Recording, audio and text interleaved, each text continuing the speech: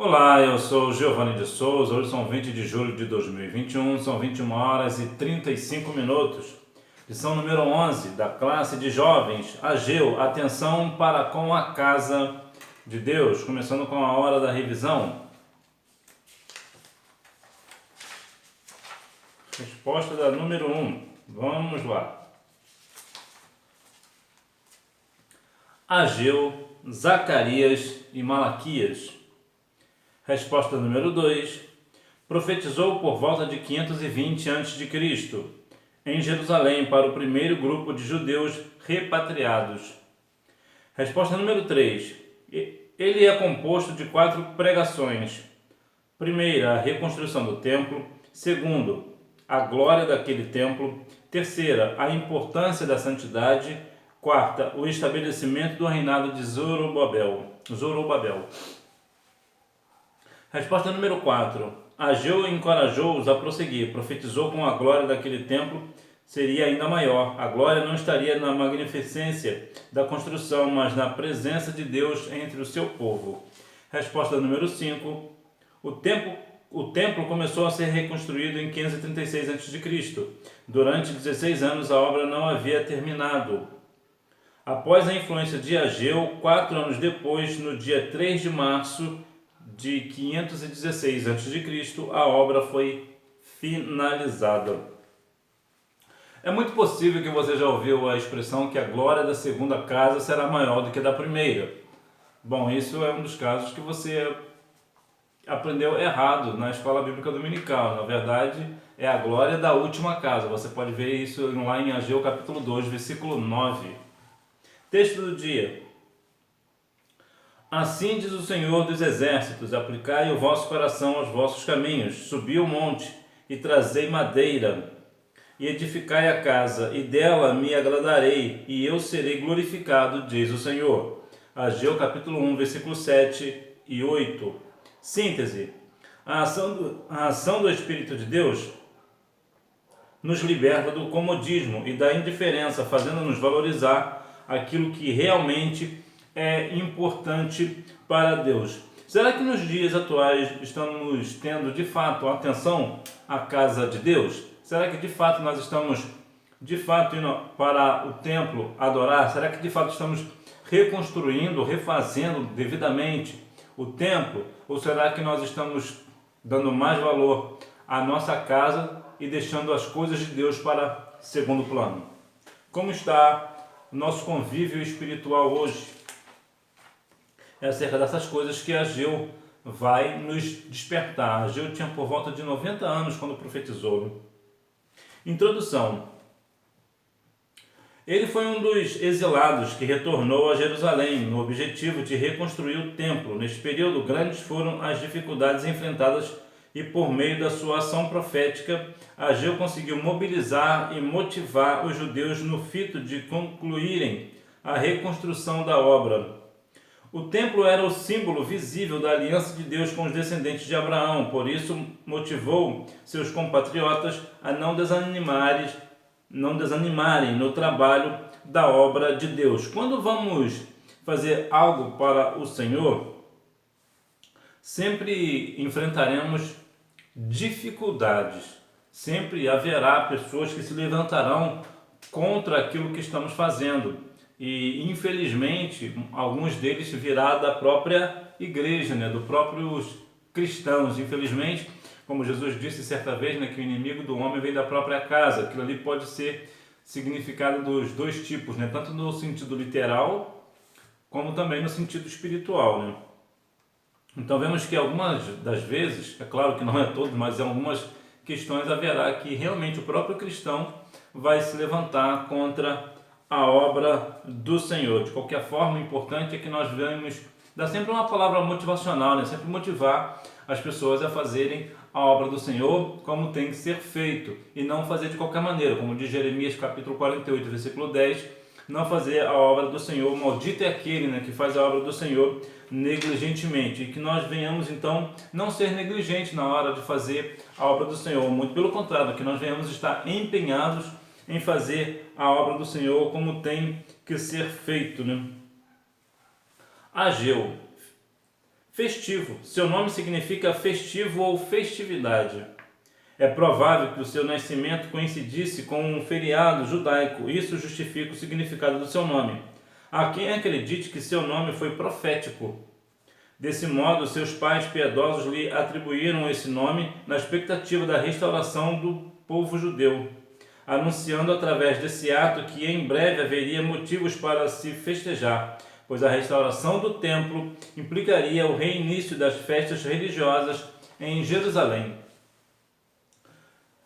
Veja que muitas das vezes, quando nós vamos fazer ali a construção do templo, por exemplo, aqui, ou reedificar um templo, veremos que sempre haverá um motivo festivo. E aqui está uma questão interessante sobre o livro de Ageu, o nome Ageu, que significa aqui festivo ou festividade, que pode dar, inclusive, a ideia de que o nome de Ageu foi um ato profético, né, já da parte de Deus, para mostrar ao povo que haveria a festividade, haveria motivos de festas, haveria motivo de alegria diante do Senhor em Jerusalém, devido à reconstrução do templo e, claro, também todo o cenário espiritual que iria ser reedificado, ser refeito. Então, talvez o seu nome talvez não seja Ageu, mas é possível que o Senhor também queira usar você para que assim a obra do Senhor seja feita de acordo com a vontade dele. Então Deus pode usar você sim. Então continue firme no caminho do Senhor, e se você for chamado para esta grande obra, não tema. Certo que virá as dificuldades, mas o Senhor irá te usar poderosamente e certamente te capacitará para fazer a sua obra. E claro, e depois haverá motivos de festas. Contexto histórico. O povo estava abatido, o interesse dos judeus se voltou para as questões seculares. A letargia espiritual levou ao povo a reconstruir suas próprias casas, deixando o projeto do templo do Senhor em segundo plano. Foi neste contexto histórico que Ageu entregou a sua mensagem. Será que nós não estamos dando mais valor ao nosso lar, à nossa casa, do que às coisas do Senhor? Será que nós não estamos colocando, vamos dizer, o nosso reino, né, a nossa casa, no lugar de Deus? Será que nós não estamos deixando as coisas de Deus para a segunda questão? Pois bem, vamos dividir algumas situações. A primeira coisa que nós precisamos compreender é que, apesar que aqui o templo simbolizava ali a aliança do Senhor com o povo, era simbólico, nós precisamos compreender que o templo em si, trazendo para os nossos dias, não é mais importante do que Deus. O nosso Deus, ele é maior. O Senhor, ele não habita em templo feito por mãos humanas. O Espírito do Senhor habita dentro de nós, como a Bíblia diz. Então veja que há algumas questões que nós precisamos dividir, né, ou separar. Não é porque nós temos a nossa casa e temos a nossa igreja, né, o templo, que se porventura numa questão de emergência a sua casa está precisando de uma reforma, você não deve colocar outras coisas no lugar. Ou seja, você não pode deixar de fazer a sua casa, reconstruir a sua casa, porque é uma questão de emergência, para talvez até dar uma oferta na casa do Senhor, por exemplo, porque aquilo vai te fazer falta na sua casa. A gente precisa separar as questões, porque há situações específicas. Aqui o templo era específico. As pessoas estavam dando mais ênfase às coisas da sua casa do que ao templo e a Deus. Então veja que aqui é o conjunto do negócio, não era somente o templo. Haverá algumas questões, por exemplo, na sua igreja, talvez precisa de uma reforma numa situação ou outra, talvez num telhado ou numa parede, ou coisa do tipo, e você precisa fazer uma reforma na sua casa. Bom, se você não fizer a reforma na sua casa, a sua casa vai cair na sua cabeça. Então você será negligentemente com a sua família. E a Bíblia diz que aquele que não cuida da família é pior do que o infiel e negou a sua fé. Então nós precisamos compreender que o templo aqui de Ageu, do templo de Ageu, era um pouco diferente do contexto de hoje. É um pouco diferente, porque lá tipificava a ideia da presença do Senhor e tipificava a simbologia, né, da aliança que Deus tinha com o povo. É diferente nos dias atuais. Hoje nós podemos fazer o nosso culto em qualquer lugar, inclusive na nossa casa. Então, aqui o contexto é um pouco diferente. Mas muitas das vezes as pessoas estão dando mais ênfase para as coisas nossas. Eu vou dar um outro exemplo. Aqui para ficar uma coisa assim, para ver o outro lado. Há também aquela questão de pessoas que deixam de ir ao templo adorar para fazer uma coisa em casa que nem é importante, nem tem nenhum, não é nada significativo. Então as pessoas ficam em casa somente para fazer algo que poderia ser feito depois do culto ou antes do culto até, mas as pessoas deixam justamente na hora do culto para ter a desculpa de não ir ao templo. Não vou ao templo hoje porque eu estou fazendo isso na minha casa. Então isso também tem esse outro lado, né? As pessoas estão colocando a sua casa aqui, com uma questão aqui que não é de emergência, no lugar da vontade de Deus, de ir adorar o nome do Senhor. Isso não deve ser assim, né? Estrutura e mensagem do livro. Na primeira mensagem, Ageu repreendeu o povo pela falta de envolvimento no projeto de reconstrução do templo. Quando nós vamos reconstruir um templo, aqui trazendo aqui para os nossos dias, é claro que nós precisamos, cada um de nós, ser envolvidos. Em alguns casos até as crianças são envolvidas, não, claro, no trabalho infantil, não é nada disso. Mas até elas acabam sendo envolvidas de uma forma ou de outra, acabam estando ali conosco. E é claro que nesse caso nós precisamos ter um pouco mais de cuidado com os pequeninos e as pequeninas, mas às vezes até as crianças se envolvem. Então muitas das vezes as pessoas querem reconstruir o templo e as pessoas não querem se envolver, como era o caso ali de Ageu, né? O povo ali no tempo de Ageu. Então nós precisamos estar envolvidos. Às vezes você pode talvez não trabalhar na reforma, mas pode ajudar financeiramente, ou pode ajudar na sua presença. Você está ali, você precisa de algo rápido, você está ali pronto para fazer. É algo, por exemplo, as pessoas estão reconstruindo o templo, então a obra, ela sempre precisa de uma coisa ou outra. Aí faltou uma peça, por exemplo, você pode sair, pegar um veículo, ou seja o que for, ir até o lugar onde vende aquela peça e trazer a peça para que a obra lá não seja parada. Então você está ajudando. Isso dando um exemplo aqui bem prático aqui para nós, para que nós venhamos compreender que só o fato de você estar presente ali na reconstrução do templo já é de grande ajuda, porque as pessoas sabem que você está ali e pode se envolver em algum momento, você será útil naquele trabalho. Então, se a sua igreja está passando por uma reforma, fique sempre presente, procure estar presente, porque certamente você será de grande ajuda. Na segunda mensagem, após o início das obras da reconstrução, a aparência do templo apresentou-se modesta e por causa disso o povo desanimou-se. Nesse momento o profeta motivou-os dizendo que a glória daquele templo seria maior do que a glória do antigo templo. Veja que às vezes a gente se deixa levar pela aparência, né, do templo, independente da forma com que se apresenta o seu templo, o templo onde você congrega. É importante que você compreenda que, independente que é um templo que tenha um luxo, vamos assim dizer, né, ou não, importante que as pessoas estejam ali para unicamente adorar o nome do Senhor. Como já disse anteriormente, Deus não habita em templos feitos por mãos. O que faz a diferença no templo é a nossa presença ali, e certamente assim nós atrairmos a presença do Senhor. Na terceira mensagem ensinou que o fato de alguém morar na Terra Santa não o torna santo. Portanto, o povo deveria viver a verdadeira santidade para usufruir das bênçãos prometidas. Veja que algumas pessoas acham que pelo fato de estar na casa do Senhor, ela faz dela uma pessoa santa. Não faz.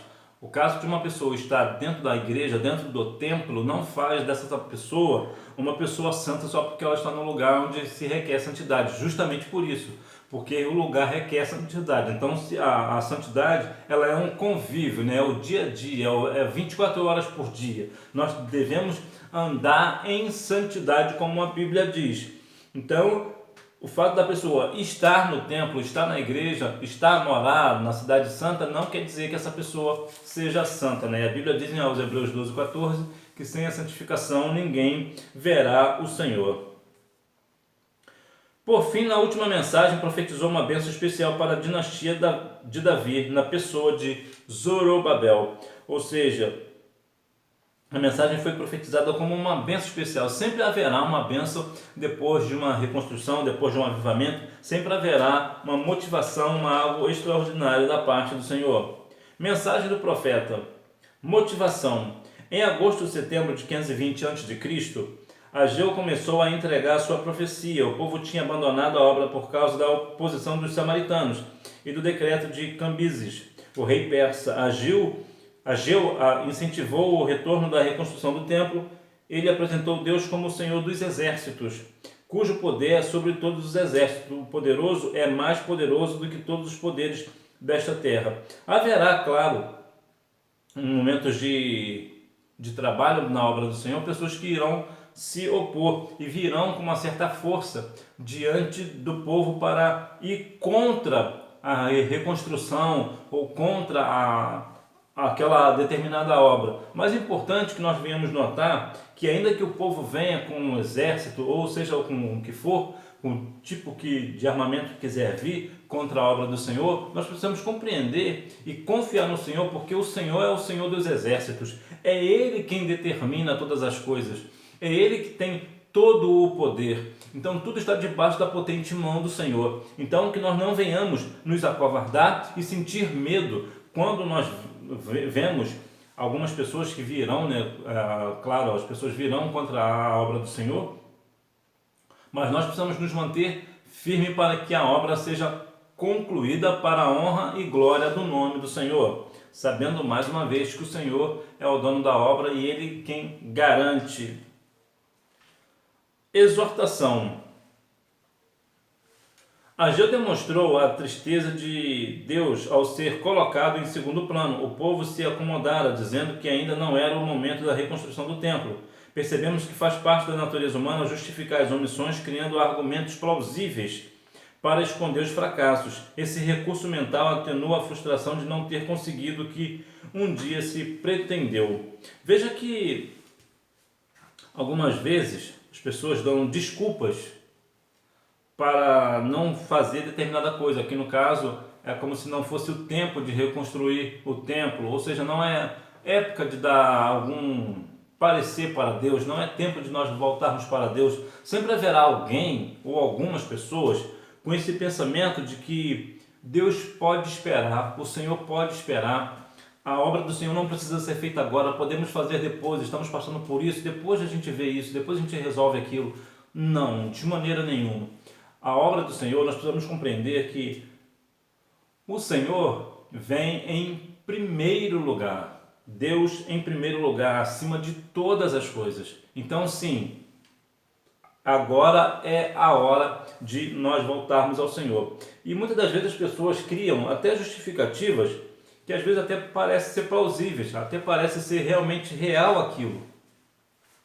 Mas na verdade é apenas uma desculpa para compensar os seus fracassos, para justificar, melhor dizendo, os seus fracassos, mas que nós não venhamos dar desculpas para fazer a obra do Senhor, que nós verdadeiramente venhamos estar empenhados na obra do Senhor. Consolação. Enquanto a primeira profecia repreendia o povo pela falta de compromisso, a segunda trazia consolação ao destacar a glória daquele templo.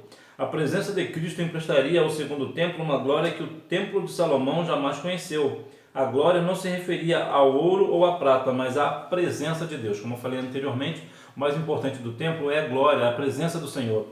E essa presença do Senhor ela só virá quando nós estivermos lá. Então que nós venhamos atrair a glória do Senhor, que nós precisamos estar na casa do Senhor unicamente para adorá-lo e bendizer na beleza da sua santidade.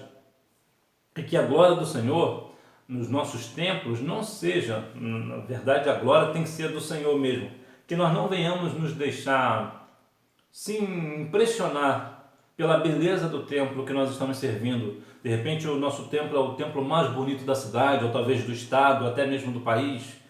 Nós não venhamos nos deixar levar por essa beleza, por essa formosura do templo. Porque na verdade o que tem que ser destacado é a presença do Senhor, é a glória do Senhor que faz toda a diferença. Como a Bíblia diz que depois que Salomão terminou de orar, a glória do Senhor encheu o templo, segundo Crônicas 7, versículo 1. Então veja que nós precisamos estar, independente do lugar, nós precisamos estar atraindo a presença do Senhor. Apelo e promessas. Apelo. A pregação de Ageu exigiu do povo duas respostas rápidas: o retorno da obra de reconstrução do templo e a busca pela santidade. Deus não queria apenas o envolvimento físico das pessoas na reconstrução, mas também ansiava por uma aproximação espiritual. Como eu falei anteriormente, o templo na época de Ageu tinha dois significados: a questão da presença, mas também era um simbolismo da ideia espiritual do Senhor, né? Da aliança do Senhor com o povo. Então o templo ali tipificava a ideia de fazer a obra do Senhor, ter um concerto com o Senhor. Então veja que nos dias atuais nós não devemos estar somente envolvidos na obra física do templo, né? É claro que nós devemos estar presentes, sim, a gente podendo ter disponibilidade de tempo, sim, nós vamos dar o templo para o templo do Senhor, mas não é somente a nossa presença física, não é somente estar envolvido com as questões da obra física, mas sim espiritualmente também. Ou seja, nós precisamos estar em santidade ao Senhor, buscar verdadeiramente a presença do Senhor em nossa vida, porque faz toda a diferença. O culto só é aceito quando o altar é restaurado. A lição era simples: a pureza não pode ser transmitida, todavia a impureza sim. Naquela época, os sacrifícios aconteciam em um altar improvisado em Jerusalém. Deus não estava se agradando daquelas ofertas, pois as leis sacrificiais estavam sendo ignoradas. Por isso, as bênçãos de Deus sobre o povo eram retidas. As ofertas trazidas permaneceriam contaminadas enquanto o templo estivesse em ruínas. Às vezes nós queremos fazer algo bom. Às vezes a nossa ideia é até boa, mas o pano de fundo não é bom. Veja que as pessoas precisam compreender que levavam ali as suas ofertas ao templo, mas era um lugar que estava, na verdade, improvisado. E quantas das vezes nós queremos improvisar as coisas que não devia? As coisas do Senhor não devem ser improvisadas, elas têm que ser colocadas nos seus devidos lugares. Não é de qualquer maneira. Eu vou abrir aqui um parêntese. Você está começando uma obra hoje, né? Está construindo um templo humilde. Não é uma questão da simplicidade do templo. O templo será humilde, mas você verá que as coisas estão em seus devidos lugares. Não é a questão da simplicidade, mas é a questão do improviso, de fazer o que não é para fazer. É estar algo que não deveria estar ali, ou coisas dessa natureza. E muitas das vezes as pessoas acham que isso pode ser feito. Não, a obra do Senhor, ela precisa ser feita de uma forma perfeita, com decência e ordem. Nós não devemos ficar improvisando as situações, até porque pela questão da impureza do culto em si, né? da oferta, né? De levar a oferta aqui no sentido literal de todas as questões possíveis, tanto da questão financeira quanto da questão espiritual, em todos os aspectos aqui, como nós vamos ofertar o nosso culto ao Senhor, ele não deve ser de qualquer maneira, ele precisa ter um fundamento, não deve estar improvisado. Nós precisamos adorar o Senhor em espírito e em verdade, independente do templo. O templo pode estar humilde, mas as coisas devem estar nos seus devidos lugares e os nossos corações voltados para o Senhor. Atenção com a casa de Deus. Os judeus voltaram para Jerusalém, mas permaneciam escravizados ao materialismo. Deus enviou a seca e não prosperou a colheita dos repatriados. O propósito divino era adverti-los. O fracasso dos outros setores da vida era consequência de uma vida espiritual relapsa. Ou seja, quantas das vezes as pessoas querem ter uma vida próspera, querem fazer isso ou fazer aquilo, ser próspero nisso ou naquilo, mas se esquecem do Senhor, se esquecem da casa de Deus, se esquecem de ofertar o seu culto ao Senhor, o seu culto racional ao Senhor, se esquecem de Deus. Então, qual é a consequência desse negócio? A consequência é que se alguém tem uma vida espiritual que é elevada de qualquer maneira, as outras partes da vida também, muito provavelmente, estará de qualquer maneira também. não estará nas mãos do Senhor, vamos assim dizer, né? O Senhor não estará ali com a sua mão poderosa, dando segurança. Por quê? Porque é uma pessoa que não está voltada para o Senhor, está muito ligada na questão do materialismo, a questão do o meu bem primeiro, primeiro vem, eu sou o primeiro, depois eu sou o segundo também, tudo eu quero para mim, toda a questão, eu quero um carro novo, eu quero uma casa nova, eu quero isso, eu quero aquilo. Isso não é errado, na verdade, mas a questão do errado aqui é que estão colocando em primeiro lugar. E a Bíblia vai dizer em 1 Timóteo capítulo 6, versículo 10, que o amor ao dinheiro é a raiz de todo mal. Nota que é o amor ao dinheiro, não é o dinheiro, o problema não é o dinheiro. O problema é as pessoas colocarem o amor ao dinheiro. Então veja que as pessoas amam mais a questão materialista do que o Senhor. Então, certamente, a sua vida estará uma vida completamente perdida. Às vezes pode até ter uma vida até próspera aqui na terra no sentido material, mas na questão espiritual está completamente fracassado. E importa é que nós venhamos ter uma vida espiritual próspera e não uma vida material. É bem verdade, se possível for ambas, né, próspera, melhor, mas entre a material e a espiritual, seja sempre uma pessoa rica espiritualmente. Conclusão. Vemos, por exemplo, o caso do jovem rico, né? Preferiu colocar o seu dinheiro, o seu amor ao dinheiro do que ter a vida eterna, diferente de Jó, que apesar de ter muito dinheiro, colocava a sua confiança no Senhor. Conclusão. A profecia de Ageu foi compreendida pelo povo e teve efeito rápido. A apatia saiu e deu lugar ao fervor. Deus enviara Ageu para levantar um povo que estava prostrado. Todo o povo temeu e agiu com respeito diante da mensagem do profeta. A reconstrução do templo foi retomada. Veja que quando o profeta fala, as pessoas deram ouvido às palavras do profeta, ou seja, a palavra do Senhor, a profecia da parte do Senhor através de Ageu.